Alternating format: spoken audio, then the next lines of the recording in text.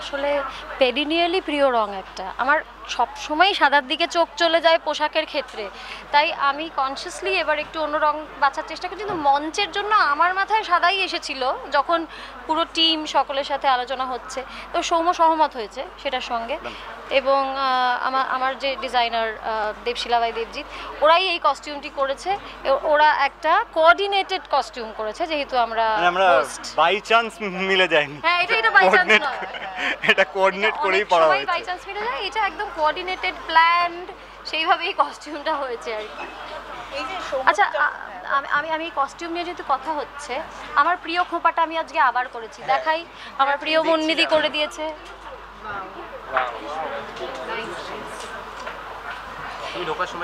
এই খোঁপাটাকে আমি বিভিন্নভাবে সাজিয়ে তুলি যখন যখন সুযোগ পাই। আর সৌমন্ত, তুমি যখন বলছিলে যে মানে দেবলীনাদি বলছিল যে বেশ আমি ওকে বলেছি, ও রাজি হয়েছে, তোমার মুখে একটা অসম্ভব সুন্দর হাসি ঢেউ খেলে গেল, মানে অপশন কোনো ছিল না। না না না না, এই যে তুই বলেছিস সাদা, না না, সাদা আমার নিজেরও খুব প্রিয় রং। কারণ আমাকে যখন প্রথম বলেছিল এই পুরো বিষয়টার ব্যাপারে এবং বলেছিল কস্টিউম কী হবে, আমি বললাম প্লিজ একদম টিপিক্যাল বাঙালি এবং সাদা। মানে আমি তো পারলে কটন পরে নিই, হ্যাঁ, কিন্তু অবভিয়াসলি মঞ্চে সেটা সম্ভব না। হ্যাঁ, আমার সাদা ভীষণ প্রিয় এবং এইখানে তো অপশন নেই, কিছু করার নেই। মানে সিনিয়র অ্যাক্ট্রেস বলেছেন, আমি না শুনলে মুশকিল। আমি বাকরুদ্ধ। এইটা তো ওকে প্রশ্ন করছে, ভয় বলেছে না ভালোবাসায় বলে জিজ্ঞেস করছে। না না, ভয় না, বন্ধুত্ব ভালোবাসায় সব কিছু নিয়েই যে আমি সহমত হয়েছি, কারণ আমার নিজেরও খুব খুব প্রিয় রং। আওয়াজ বলে একটা বস্তু হয়, এটা সেটাও হতে পারে হয়তো, আমি জানি না। যাই হোক, সোশ্যাল মিডিয়ায় কদিন তোমাদের দুজনের উপস্থাপনা বেশ দর্শকরা, যদিও একটা খুব সিরিয়াস ইস্যু নিয়ে তোমরা করেছিলে, কিন্তু বেশ সুন্দর মজার ছলে করেছিলে, সেটাও দারুণ উপভোগ করেছি। এবং আজকে সেখান থেকে আবারও একটা অ্যাঙ্কারিং এর জায়গা, নিজেরও কতটা মানে এনজয় করলে? আমি তো বেশ মজাই পেয়েছি। হ্যাঁ, আমার একটু পাটা ঠটা করে কাঁপছিল হয়তো, কিন্তু না না, ঠিক আছে, খুবই মজা করেছি। এবং তুমি যে সোশ্যাল মিডিয়ায় যেই পোস্টটার কথা বলছো, সেটা খুবই গুরুত্বপূর্ণ একটা পোস্ট এবং আমাদের মনে হয়েছিল সেটা যদি, এবং একদম গুরুত্বপূর্ণ বিষয় নিয়েছিল, আমাদের মনে হয়েছিল মোড়কটা রেখেছিলাম এবং স্যাটায়ারটা রেখেছিলাম যাতে অনেক অনেক মানুষের কাছে এই বার্তাটা পৌঁছে যায়। কারণ খুব সিরিয়াসলি বললে হয়তো অনেকে দেখেন না, পৌঁছানোটা কঠিন হয়। মানে হিউমার এমন একটা জিনিস যেটা পৌঁছে যেতে সবসময় সুবিধা হয় আর কি, সেই কারণেই ওই হিউমারটাকে বেস হিসেবে নেওয়া হয়েছিল। আর আজকের কথা তো আসলে আমরা তো মজা পেয়েছি, কিন্তু এই যে প্রথমবার জিআইএ এই অ্যাডভেন্ট যে অ্যাক্টর স্টুডিও যে এইটা লঞ্চ করলো, একটা সুখবর দিয়ে রাখি, এই অ্যাডভেন্ট অ্যাক্টর স্টুডিও কিন্তু প্রচুর কাজ করতে চলেছেন। মানে ছবি, মানে ওদের একটা কামব্যাক এটা একটা হয়েছে এবং বেঙ্গলি ফিল্ম ইন্ডাস্ট্রিতে আমাদের কাছে খুবই একটা মানে ভালো লাগার জায়গা, একটি কাজ ওনারা করে ফেলেছেন, যেটাতে আমি অভিনয় করে ফেলেছি, আমার সঙ্গে বিশ্বনাথ অভিনয় করেছে, সেটা ক্রমশ প্রকাশ্য। এটা কিন্তু একটা বিরাট সারপ্রাইজ যেটা আসছে খুব শিগগির। এবং একটি কাজ তো আজকে হয়েই গেল, গ্লোবাল ইনফ্লুয়েন্সার এক্সেলেন্স অ্যাওয়ার্ড। এই মানে এই ভাবনাটাও এত সুন্দর যে ইনফ্লুয়েন্সারদের, যাদের মানে ঘুম থেকে ওঠা থেকে তো আমরা মোবাইল স্ক্রল করি প্রায় সবাই, তো এবং সুখ দুঃখ সব কিছু সময়ই আমাদের মোবাইল স্ক্রল হচ্ছেই, তো যাদেরকে আমরা এত ভালোবাসি তাদেরকে অ্যাকনলেজ করা, তাদের এই এফর্টটা, কারণ আমরা বুঝতে পারি তো মানে আমাদেরও এখন অভিনেতাদের কনস্ট্যান্ট একটা স্ট্রাইড থাকে যে আমাদের নাম্বারস বাড়াতে হবে, এই করতে হবে, ওই করতে হবে, কিন্তু এটা এত ডিফিকাল্ট একটা টাস্ক, আমি পেরে উঠি না। তাই জন্য আমি খুবই তাদেরকে কুর্নিশ জানাই, কারণ তার পেছনে যে কি খাটনি চলে, এটা তোমরাও যারা এখানে রয়েছো, যারা চ্যানেল যাদের আছে তারা জানো, সবাই জানে, তোমরা জানো কতটা খাটনি হয় দর্শকদের জন্য, যারা হয়তো এই কাজটা করেন না, খালি দেখেন। এই অ্যাকনলেজমেন্টটা খুব জরুরি। এবং আমার যেটা ভালো লেগেছে এই অ্যাডভেন্টের এই ভাবনাটা, যে 5 জন টপ 5 যারা হয়েছেন, তারা প্রত্যেকে কিন্তু মানে লেডি উইথ দ্য গ্লোব নিশ্চিত একজনের হাতে যাচ্ছে, কিন্তু প্রত্যেকে মঞ্চে সমান স্থান পেয়েছেন, মানে সমানভাবে সমান অধিকারে মঞ্চে দাঁড়িয়েছিলেন আর কি, এটা একটা ভালো ব্যাপার। এবং আরো একজনের সাথে মঞ্চ শেয়ার করা, জয়া, এবং বেশ গল্প টল্প হচ্ছিল, দেখলাম যে বহুদিন পর দেখা, এবং সেই সুবাদে আর কি গল্প আড্ডা শেষ। হ্যাঁ, জয়া যেহেতু এপার আর ওপার মিলিয়ে থাকে, তাই জয়ার সঙ্গে যে খুব সচরাচর দেখা হয় তা না, একটু গ্যাপ দিয়েই দেখা হয়, কাজে অনেক গল্প জমে থাকে, তখন অনেক গল্প হয়। আমি একটা কথা, এইটা আমাদের তিনজনেরই পোশাক কিরকম কোঅর্ডিনেটেড হয়ে গেছে দেখেছো তোমরা, দুটো সাদা একটা কালো, এটা একটা ভীষণ ব্ল্যাক অ্যান্ড হোয়াইট একটা সুন্দর কম্বিনেশন। এটা হলো এক। দুই হচ্ছে আমার প্রিয় খোঁপা এটা, জয়ারও প্রিয় খোঁপা এটা, সেটাও জয়ার সাথে আমার সেটা নিয়ে আজকে আলোচনা হলো। এবং আমার না ব্যক্তিগতভাবে জয়া খুব প্রিয় একজন অভিনেত্রী শুধু নয়, জয়ার বিভিন্ন কথাবার্তা আমি যেখানে শুনি অনেক মিল খুঁজে পাই। যেরকম জয়া কিছু একটা কাঁচা কিছু একটা পেড়ে খেয়ে নিতে ভালোবাসে, মানে গাছ থেকে ফল পেড়ে খাওয়া, একটা নতুন ধরনের পাতা দেখলো যেটা খাওয়া যায় সেটা চিবিয়ে খেয়ে ফেলা, এটা খুব ভালোবাসে। এটা আমার ব্যক্তিগতভাবে আমিও ঠিক তাই, আমি ভীষণ কাঁচা শাকসবজি খেতে ভালোবাসি। আর সৌম্যর যেটা কমন সেটা সৌম্যই বলুক, গার্ডেনিং জয়ার সাথে। না হ্যাঁ, সেটা আমার সাথে তো প্রথমবার আমি মঞ্চ শেয়ার করলাম ওনার সাথে, আমারও ভীষণ দেখলে কীরকম খুনসুটি হলো ওনার নাম ঢাকা নিয়ে, কারণ হচ্ছে সত্যি তোতলাচ্ছে, মানে জয়া সম্পর্কে কথা বলতে গিয়ে বেসিক্যালি বাকরুদ্ধ হয়ে গেছে। এমন একটি সৌন্দর্য সামনে থেকে দেখা, ঠিকরে পড়া সৌন্দর্য, যেটি প্রত্যেকদিন প্রতিনিয়ত বাড়ে আর কি, এবং এজ ইজ গোয়িং ব্যাকওয়ার্ডস, সেটাতে বাকরুদ্ধ হয়ে গেছে, সেটা বোঝা যাচ্ছে। আমিও খানিকটা তাই। দর্শকদের হ্যাঁ সামনে পুজো, এবং পুজোর যে মরশুম সেটা কিন্তু আজকে আমাদের শুরু হয়ে গেছে। পুজোর মূল আকর্ষণ তো ঢাক, আজকে কিন্তু এখানে ঢাকের শব্দ আমরা বাজিয়ে ফেলেছি, এবং আমরা শুনতে, আমিও মেকআপ ভ্যানে বসে যখন হালকা করে ঢাকের শব্দটা কানে আসছিল তখনই একটা ভেতরে অনুভূতি শুরু হয়ে যায় যে এই পুজো হচ্ছে বোধহয়, প্যান্ডেল থেকে ঢাকের শব্দটা আসছে। আমরা পুজোর মরশুমের কথা মাথায় রেখেই আর কি, অ্যাডভেন্টারই এটা আবার ভাবনা যে ঢাক দিয়ে শুরু হবে আজকের অনুষ্ঠান, সেটাই হয়েছে। সামনে পুজো, সবাই খুব ভালো থাকবেন, খুব ভালো কাটুক, যে যা খুশি খান পুজোতে, যত খুশি ঘুরে বেড়ান, আনন্দে থাকুন, আর যার অনেকখানি ঘুমোতে ইচ্ছে করবে ছুটিতে অনেকক্ষণ ঘুমোন। আর একটুখানি বলে দাও ওই রাস্তার যে ছোট ছোট বাচ্চাগুলোকে যাতে সেটা তো আমরা বারবার গুরুত্বপূর্ণ কথা বলেছি, পুজো আমাদের, পুজো আপনাদের, এবং পুজো সারমেয়দেরও। কাজী প্রত্যেকটা প্রাণীর পুজো, আর একজন প্রাণী যদি কোনোভাবে কষ্ট পেয়ে যায় তাহলে কিন্তু আমাদের প্রত্যেকের পুজো মাটি। সেই জন্য পুজো সবার, এইটা মাথায় রেখেই যেন আমরা পুজোটা কাটাই, এইটুকুই আর কি। শুধু সারমেয়দের কথা বললাম বলে ভাববেন না যে রাস্তায় যে ছোট ছোট বাচ্চাগুলো থাকে বা যে গরিব মানুষগুলো থাকে তাদের কথা বলছি না।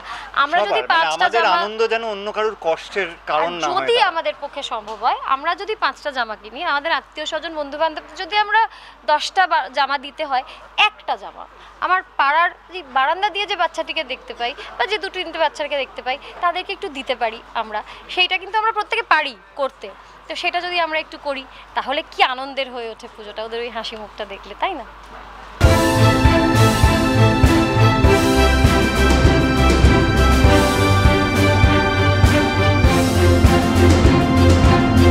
আমার তো মনে হয় অবশ্যই ইম্প্যাক্টটা খুবই ইম্প্যাক্টফুল, আর সেটার আমরা উদাহরণ পেয়ে গেছি।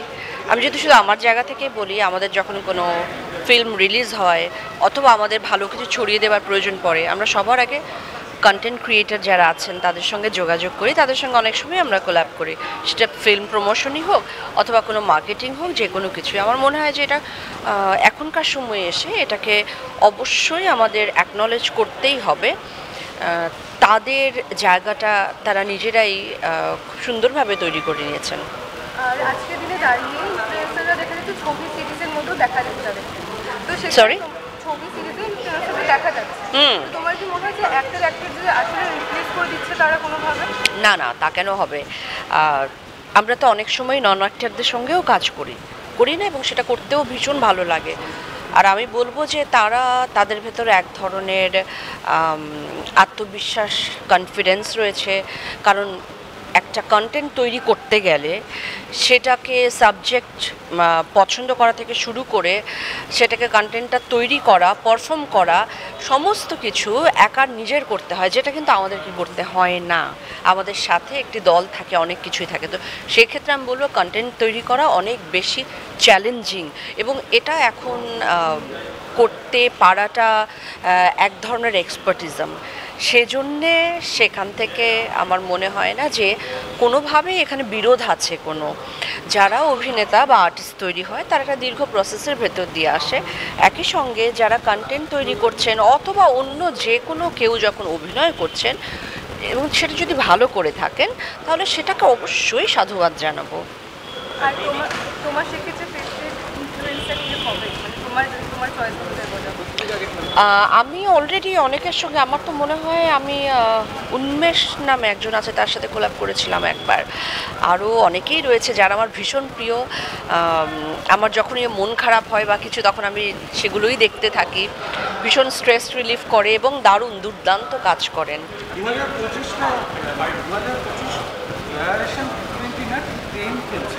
তাই কি?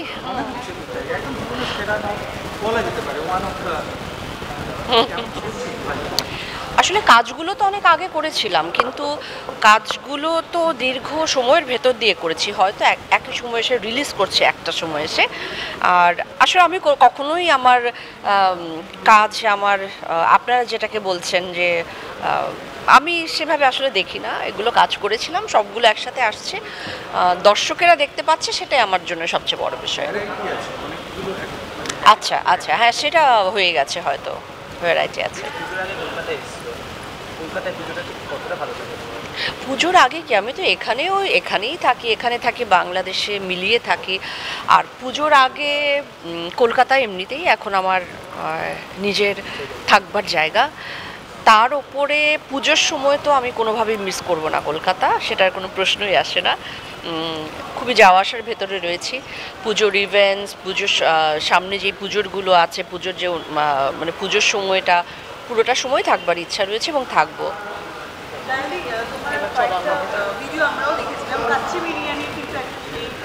হ্যাঁ হ্যাঁ হ্যাঁ,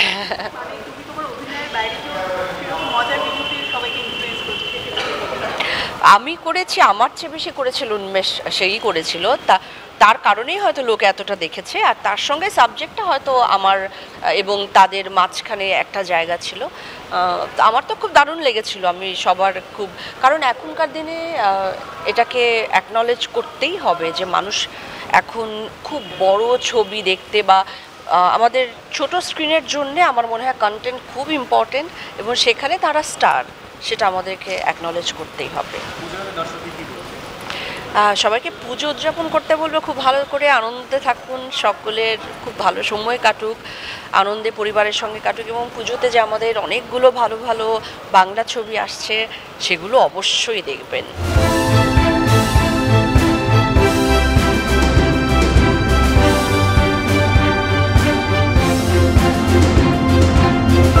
এটা আমাকে মীরাই দিয়েছে, এবং ডেফিনেটলি আমার বর। যা সাপোর্ট না থাকলে হয়তো ইনফ্লুয়েন্সিং জার্নিটা বা প্রেগনেন্সির জার্নিটা বা আফটার ডেলিভারি জার্নিটা এতটা স্মুথ হতো না। তো definitely this goes to both of them. আর এটা আমার কাছে খুব আনএক্সপেক্টেড ছিল, সত্যি আমি কিচ্ছু এক্সপেক্ট করে আসিনি। কারণ যারা বসে আছে ক্যাটাগরিতে তারাও ভীষণ হার্ডওয়ার্কিং। আমি তো জাস্ট কয়েকদিন আগেই শুরু করেছি, কিন্তু অডিয়েন্স আমাকে খুব ভালোবাসা দিয়েছে, সেটা আমি দেখেছি। সো আমার শর্ট ভিডিওস বলো বা ছোট আমার কাজের রিলস, বিটিএস সব কিছু যখন শেয়ার করেছি, মানুষ ভীষণ ভালোবাসা দিয়েছে সেগুলোতে।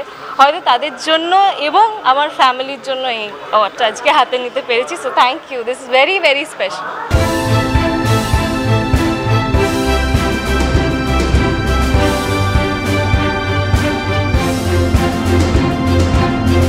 আজকের যে অনুষ্ঠানটা হচ্ছে সেটা হচ্ছে অ্যাডভেন্ট অ্যাক্টর স্টুডিও ইনিশিয়েটিভ নিয়েছে global influencer excellence award. Advent Actor Studio একটা মুভি প্রোডাকশন হাউস, এটা আমাদের কামব্যাক ইভেন্ট। তো আমরা আগে বিগত দিনে দুটো বাংলা সিনেমা করেছি, আবার আমরা শুরু করছি আমাদের যাত্রা। তার মানে এই ইভেন্টটা থেকে আমাদের আবার জার্নিটা রিস্টার্ট হচ্ছে, এবং এখানে আমরা গ্লোবাল ইনফ্লুয়েন্সারদেরকে রেকগনাইজ করছি। 9টা ক্যাটাগরি আছে, 250টা নমিনেশনস এসেছিলো, সেখান থেকে আমরা টপ 5 ইচ ক্যাটাগরিতে আমরা আইডেন্টিফাই করেছি by jury member and by voting. Approximately 1 লাখের ওপর ভোট আমরা পেয়েছি, এবং এই কম্বাইন ইনফ্লুয়েন্সারদের মানে নেট রিচ হচ্ছে অ্যাপ্রক্সিমেটলি 50 মিলিয়ন। তো সেখান থেকে আমরা রেকগনাইজ করেছি, এবং একজন পার ক্যাটাগরিতে উইনার হবে, আর বাদবাকি 4 জন পাবে মোস্ট প্রমিসিং ইনফ্লুয়েন্সার। দর্শক কিছু বলার নেই, বিকজ এখন ইনফ্লুয়েন্সারদেরই যুগ, এবং আগেকার দিনেও ছিল ইনফ্লুয়েন্সাররা, কিন্তু এই টাইমে ইনফ্লুয়েন্সাররা যে ইম্প্যাক্টটা ফেলছে সেই ইম্প্যাক্টটাকে আমরা রেকগনাইজ করতে চাইছি, এবং তাই জন্যেই গ্লোবাল ইনফ্লুয়েন্সার এক্সেলেন্স অ্যাওয়ার্ড। অনেক সময় দেখা যায় মানে বেশ কিছু ভিউজের জন্য অনেক রকম কন্টেন্ট আসে, পরিষ্কারই বলছি অস্বাভাবিক কন্টেন্ট, যেগুলো ভালো কন্টেন্টকে ছাপিয়ে যায় ভিউজের নিরিখে, সেইগুলো নিয়ে আপনাদের কোনো উদ্যোগ আছে? না দেখুন, হ্যাঁ মানে দেখুন কন্টেন্টটা তো এটা সরকার দেখবে, মানে কোন কন্টেন্ট ভালো কোন কন্টেন্ট খারাপ। আমরা যে কন্টেন্টগুলোকে, অনেক কন্টেন্ট আছে যে কন্টেন্টগুলো মানুষের জীবনে একটা পজিটিভ ইম্প্যাক্ট ফেলছে, আমরা সেই কন্টেন্টগুলোকে রেকগনাইজ করছি। দেখুন সমাজে ভালো থাকবে খারাপও থাকবে। হ্যাঁ আসলে সবসময় চানাচুরটা তো হেলদি ফুডের থেকে বেশি আকর্ষণীয়, কোথাও গিয়ে ভালো কন্টেন্টটা চোখে আসে না, ওই তাই জন্যে তো এইরকম প্ল্যাটফর্ম আমরা তৈরি করছি যেখানে ভালো কন্টেন্ট, ভালো ইনফ্লুয়েন্সারকে আমরা রেকগনাইজ করছি, তাদের ভয়েসটাকে রেকগনাইজ করছি, যারা সোসাইটিতে একটা ইম্প্যাক্ট ফেলতে পারছে।